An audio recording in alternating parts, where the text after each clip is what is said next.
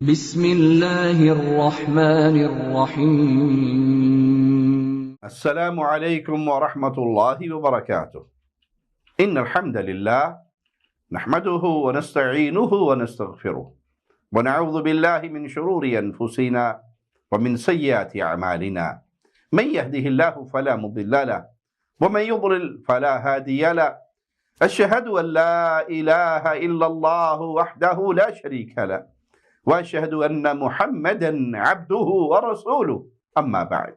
ہم نے اپنے ایک بیان میں قبر پرستوں کے تکفیری امام احمد رضا خان کا ایک شعر پیش کر کے اس کا رد کیا تھا۔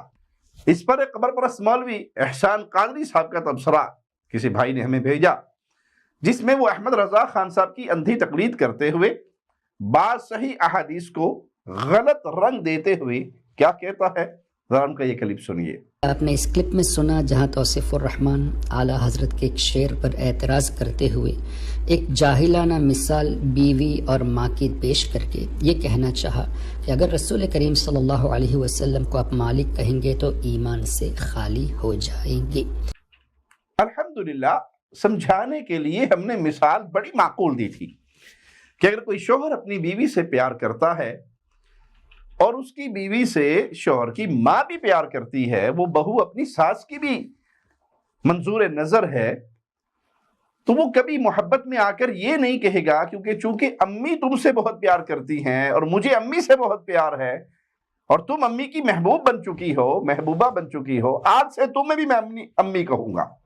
جیسے کہ احمد رضا خان صاحب نے کہا، میں تو مالک ہی کہوں گا کہ ہو مالک کے حبیب، یعنی محبوب و محب میں نہیں میرا تیرا۔ اگر احمد رضا خان صاحب کی یہ منطق درست مان لی جائے تو پھر کل کو اسی طرح کا کوئی سرپھرا یہ بھی کہہ سکتا ہے، نعوذ باللہ ثم نعوذ باللہ، کہ اے محمد صلی اللہ علیہ وسلم چونکہ آپ اللہ کے حبیب ہیں تو میں آج سے آپ کو اللہ ہی کہوں گا۔ اور اس میں کوئی شک نہیں کہ رسول اللہ صلی اللہ علیہ وسلم فدا ہو ابی و امی، اللہ کی محبوب ترین مخلوق میں سے محبوب ترین ہستی ہے۔ اللہ کی ساری مخلوق میں، اللہ کے سارے بندوں میں اللہ کو سب سے زیادہ پیار محمد الرسول اللہ صلی اللہ علیہ وسلم سے ہے، لیکن اس کے باوجود اللہ اللہ ہے، خالق و مالک ہے، اور محمد صلی اللہ علیہ وسلم اللہ کے بندے ہیں، اللہ کے در کے سوالی ہیں۔ میرا اور تیرا کی تمیز بھی اسلام ہی سکھاتا ہے، یہ عقیدہ توحید ہی سکھاتا ہے، اور اس کا پاس رکھنا بہت ضروری ہے۔ پھر احسان قادری صاحب نے اپنے خیال کے مطابق احمد رضا خان صاحب کے اس شعر کی صحیح ثابت کرنے کی کوشش کرتے ہوئے جو دلائل دیے، ذرا وہ بھی سن لیجیے۔ اب ہم سمپل سے ایک سوال کرنا چاہتے ہیں کہ کیا توصیف الرحمن صحابہ کرام سے زیادہ علم رکھتے ہیں؟ ہرگز نہیں۔ کوئی غیر مقلد، کوئی نجدی صحابہ کرام سے زیادہ قرآن اور حدیث کو سمجھ نہیں سکتا۔ اب آئیے حدیث سے پاک ہم آپ کو پیش کرتے ہیں۔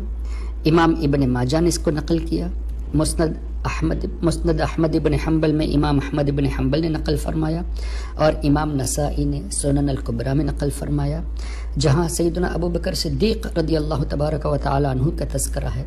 نبی کریم صلی اللہ علیہ وسلم نے فرمایا، مجھے کسی مال نے وہ نفع نہ دیا جو ابو بکر کے مال نے دیا۔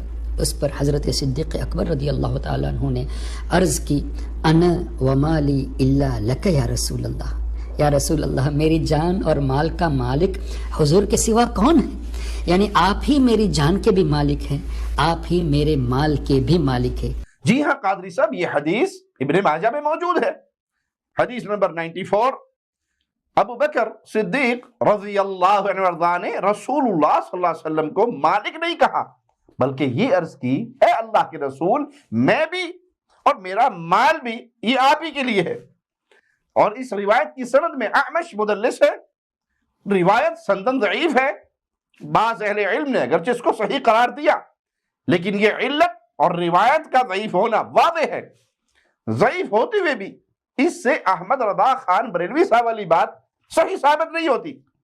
احسان قادری نے دھاندلی کرتے ہوئے مزید کہا۔ اب آئیے صحیح مسلم شریف کی حدیث نمبر 1659، حضرت ابو مسعود انصاری رضی اللہ تعالیٰ عنہ سے روایت ہے کہ اپنے غلام کو وہ مار رہے تھے، غلام نے یہ کہا، اعوذ برسول اللہ رسول خدا کی دہائی تو فوراً ہاتھ چھوڑ دیا۔ اب صحابی رسول کا یہ کہنا اعوذ برسول اللہ کہ نبی کریم صلی اللہ تعالی علیہ وسلم کی دہائی، ان سے پناہ مانگنا، یہ تو صحابہ کرام کا طریقہ رہا۔ اب مجھے بتائیے کیا صحابہ کرام رضوان اللہ علیہم اجمعین نے شرک کیا؟ پھر نبی کریم صلی اللہ تعالی علیہ وسلم نے جواب بھی دیا، خدا کی قسم بے شک اللہ تعالی تجھ پر اس سے زیادہ قادر ہے۔ الحمدللہ نبی کریم صلی اللہ علیہ وسلم کے تمام صحابہ توحید پر قائم تھے، کفر اور شرک سے بری تھے۔ انہوں نے دنیا میں توحید کی دعوت کو عام کیا، شرک کی جڑوں کو کاٹا۔ ان میں سے کوئی شرک کرنے والا نہیں، لیکن ہاں یہ قبر پرست حضرات اپنے شرکیہ عقائد کی ترویج کے لیے آخرت کی پکڑ سے بے خبر ہو کر دھاندلیاں کرتے ہوئے نظر آتے ہیں، اور قرآن و حدیث کے دلائل کو اپنی من مانی تفسیروں میں ڈھالتے ہوئے نظر آتے ہیں۔ ہمارا سوال ہے احسان قادری صاحب سے، اگر آپ سچے ہیں تو مکمل بات پیش کیجئے۔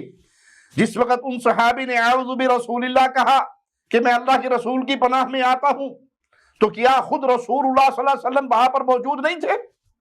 آئیے ابو مسعود رضی اللہ عنہ کا فرمان صحیح مسلم میں اسی حدیث میں موجود ہے، انٹرنیشنل نمبر کے مطابق 1659 اور دارالسلام کی نمبر کے مطابق 4306، فرمایا کنت اضرب غلاما لی بالصوت، میں اپنے غلام کو کوڑے سے مار رہا تھا تو میں نے اپنے پیچھے سے آواز سنی، ابو مسعود جان لو میں غصے کی وجہ سے آواز نہ پہچان سکا، فلما دنا منی اذا هو رسول اللہ صلی اللہ علیہ وسلم، جب وہ میرے قریب ہوئے تو وہ رسول اللہ صلی اللہ علیہ وسلم تھے۔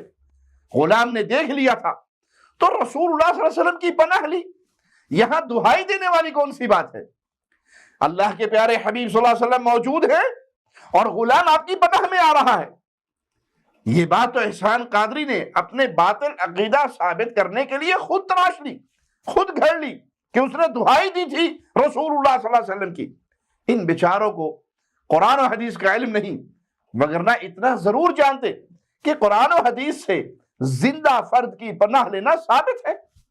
صحیح بخاری حدیث نمبر 2297، ابو بکر صدیق کو ابن الدغینہ نے امان دی اور کفار قریش نے اپنے ساتھی کی دی ہوئی اس امان کو تسلیم کیا۔ مزید سنیے احسان قادری کیا کہتا ہے۔ اور آگے چلتے ہیں، نبی کریم صلی اللہ تعالی علیہ وسلم نے ارشاد فرمایا اعلموا ان الارض للہ ورسولہ، جان لو کہ زمین کے مالک اللہ اور اس کے رسول ہیں۔ اس حدیث پاک کو امام بخاری رضی اللہ تعالی عنہ نے نقل فرمایا۔ جی ہاں، صحیح بخاری میں مختلف مقامات پر یہ روایت موجود ہے، یہ حدیث موجود ہے، حدیث نمبر 6944، غور سے دیکھ لیجئے۔ ابو ہریرہ روایت کرتے ہیں کہ ہم مسجد میں تھے، رسول اللہ صلی اللہ علیہ وسلم ہمارے پاس تشریف لائے اور فرمایا چلو یہودیوں کی طرف، ہم آپ کے ساتھ نکلے یہاں تک کہ ہم ان کی درسگاہ تک پہنچے۔ رسول اللہ صلی اللہ علیہ وسلم نے پکارا، اے یہود کی جماعت، اسلام قبول کر لو، سلامت رہو گے۔ تو یہود نے کہا، اے ابو القاسم، آپ نے پیغام پہنچا دیا۔ تو رسول اللہ صلی اللہ علیہ وسلم نے فرمایا یہی میں چاہتا ہوں۔ پھر دوسری بار یہی بات دہرائی، تیسری بار آپ نے فرمایا اعلموا ان الارض للہ ورسولہ وانی ارید ان اجلیکم، جان لو زمین اللہ اور اس کے رسول کی ہے اور میں تمہیں یہاں سے نکالنا چاہتا ہوں۔ تم میں سے جس کے پاس مال ہے تو اسے فروخت کر دے، مگر نہ جان لے زمین اللہ اور اس کے رسول کی ہے۔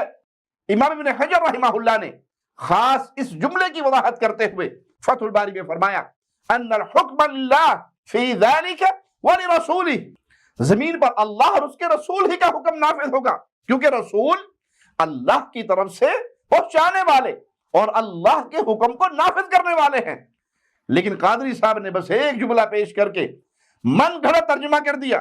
مزید سنیے کیا کہتے ہیں۔ اور آگے بڑھتے ہیں، نبی کریم صلی اللہ تعالی علیہ وسلم کے بارگاہ میں صحابہ نے یوں بھی عرض کیا، یا مالک الناس، اے لوگوں کے مالک، اللہ اکبر۔ اس حدیث پاک کو امام طحاوی نے نقل فرمایا، امام بیہقی نے نقل فرمایا اور امام بخاری رضی اللہ تعالی عنہ نے اپنی تاریخ الکبیر میں نقل فرمایا۔ جی ہاں، اور بھی کئی کتب میں یہ روایت موجود ہے، مسند احمد وغیرہ میں بھی، اور اس کی سند میں صدقہ بنت اسلح ہے جو معن بن ثعلبہ سے روایت کرتے ہیں ان دونوں راویوں کی سوائے امام ابن حبان رحمہ اللہ کے کسی سے توثیق ثابت نہیں. ان کا مجہول الحال ہونا واضح ہے. اگر احسان قادری اور دیگر قبر پرستوں میں ہمت ہے علمی طور پہ میدان میں آئے اور ان کا ثقہ ثابت ہونا پیش کرے، ثابت کرے. باقی رسول اللہ صلی اللہ علیہ وسلم کا سید الناس ہونا یہ تو صحیح احادیث سے ثابت ہے. آپ نے فرمایا میں اولاد آدم کا سید ہوں، سردار ہوں. الحمدللہ تمام اہل ایمان نبی کریم صلی اللہ علیہ وسلم کے اس پیارے وصف کو مانتے ہیں اور بیان بھی کرتے ہیں. مزید سنیے احسان قادری صاحب کیا کہتے ہیں. اب میں توصیف الرحمن اور تمام نجدیوں سے یہ پوچھنا چاہتا ہوں، کیا تم سب صحابہ کرام سے زیادہ جاننے والے ہو؟ صحابہ کرام سے زیادہ عقیدہ نبی کریم صلی اللہ علیہ وسلم کے بارے میں رکھنے والے ہو؟ کیا صحابہ کرام نہیں جانتے تھے کہ حضور علیہ الصلوۃ والسلام کو مالک مالک کہنا یہ شرک تھا؟ نبی کریم صلی اللہ علیہ وسلم سے عرض کی گئی یا مالک الناس، اے لوگوں کے مالک، یا سید الناس، اے لوگوں کے سردار. حضور علیہ السلام نے منع کیوں نہیں فرمایا؟ اس فضول لفاظی اور دلیل سے عاری بھاشن بازی کا جواب یہ ہے کہ ہم نے کبھی ایسا نہیں کہا کہ نعوذ باللہ ثم نعوذ باللہ کہ ہم صحابہ کرام رضوان اللہ علیہم اجمعین سے زیادہ جاننے والے ہیں. لیکن صحابہ کرام رضوان اللہ علیہم اجمعین سے تو یہ بات ثابت ہی نہیں. جب ثابت ہی نہیں تو رسول اللہ صلی اللہ علیہ وسلم منع کیسے فرماتے؟